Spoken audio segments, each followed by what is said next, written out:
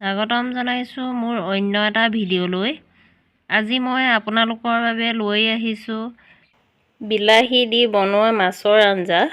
আহকচোন মইনো কেনেকৈ বনাইছোঁ চাওঁ। মই আঞ্জাখন বনাবলৈ লৈ লৈছোঁ কেইটামান পাঁচফোৰণ আৰু এটা শুকান জলকীয়া লৈছোঁ, 3 টুকুৰা লৈছোঁ আদা আৰু 5 ফুটা নহৰু, 2টা কেঁচা জলকীয়া কাটি লৈছোঁ, বিলাহী লৈছোঁ 2টা মিডিয়াম সাইজৰ সৰু সৰুকৈ কাটি লৈছোঁ, আলু লৈছোঁ 2টা, আলুকেইটা মই বইল কৰি লৈছোঁ আৰু কেইখিলামান ধনিয়া পাত লৈছোঁ। এতিয়া মই লৈ লৈছোঁ এয়া ৰৌ মাছ। ইয়াতে এতিয়া আমি দিম নিমখ,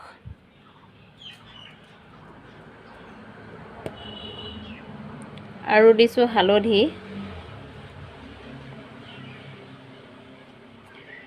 এইখিনি এতিয়া ভালদৰে সানি আমি 15 মিনিটমান থৈ দিম।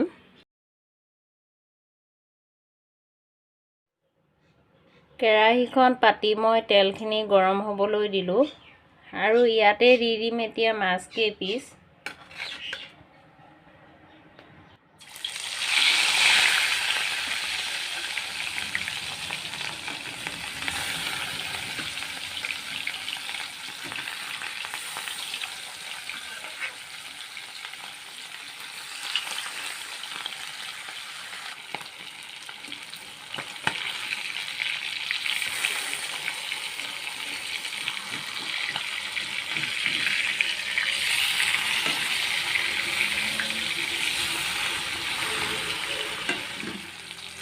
এতিয়া মাছ কেইপিচ ভজা হৈ গৈছে।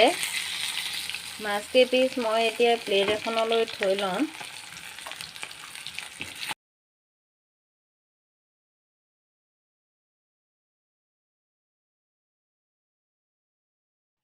এতিয়া মাছ ভজা তেলখিনিতে দিম কেইটামান পাঁচফোৰণ আৰু দিছোঁ এটা শুকান জলকীয়া, আৰু ইয়াতে দিম আদা আৰু নহৰুৰ পেষ্টটো।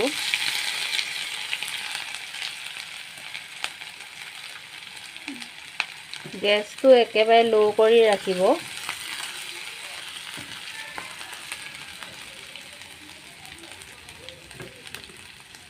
তাৰ পাছত দিম বিলাহীখিনি,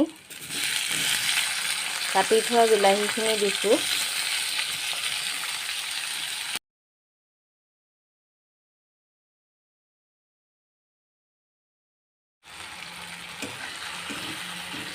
অলপ সময় ভাজি থকাৰ পিছত বিলাহীখিনি গলি গৈছে, তেলটো ওপৰলৈ উঠি আহিছে। তাৰপিছত দিম মই বইল কৰি লোৱা আলুকেইটা অলপ পিটিকি দিছোঁ।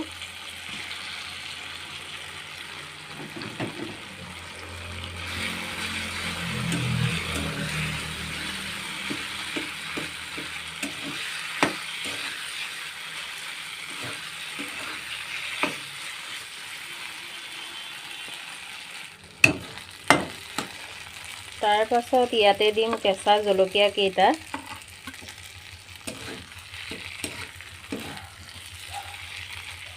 এতিয়া মই ইয়াতে দিম গৰম কৰি থোৱা পানীখিনি।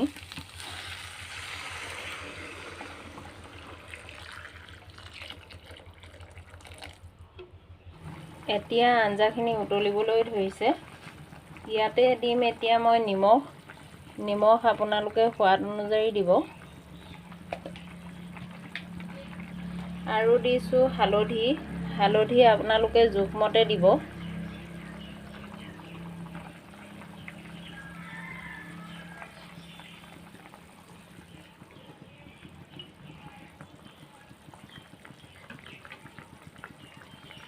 এতিয়া ইয়াতে দি দিম ফ্ৰাই কৰি থোৱা মাছ কেইপিচ।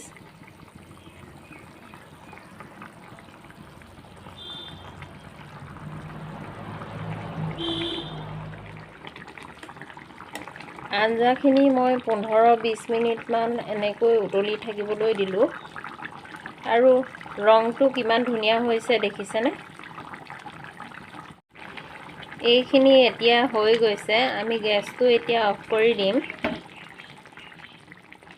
আৰু ইয়াতে দিম এতিয়া ধনিয়াৰ পাতখিনি, কাটি থোৱা ধনিয়াৰ পাতখিনি দিছোঁ। এতিয়া আমাৰ আঞ্জা ৰেডি হৈ গ'ল। যদি ভিডিঅ'টো চাই ভাল পায় তেনেহ'লে লাইক কৰিব, কমেণ্ট কৰিব আৰু লগতে ছাবস্ক্ৰাইব কৰি দিবলৈ নাপাহৰিব। ধন্যবাদ।